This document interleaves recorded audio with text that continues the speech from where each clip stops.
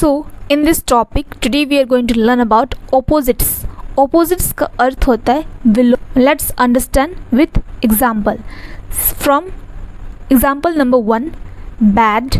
bad bad का अर्थ होता है बुरा और bad का opposites means विलोम शब्द good. good अच्छा. Number 2 big. big बड़ा. big opposite word is small. small छोटा. Number 3 boy लड़का and its opposite word is girl. लड़की.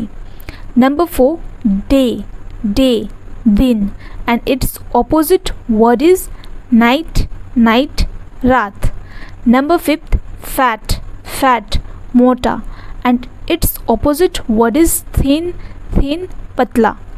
Number 6 happy खुश and its opposite word is sad दुखी.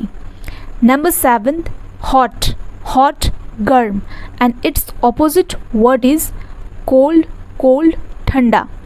Number 8 in अंदर and its opposite word is out बाहर. Number 9 long लंबा and its opposite word is short छोटा. Number 10 old पुराना and its opposite word is new नया. Number 11 rich धनवान and its opposite word is poor निर्धन. Number 12 up ऊपर and its opposite word is down नीचे.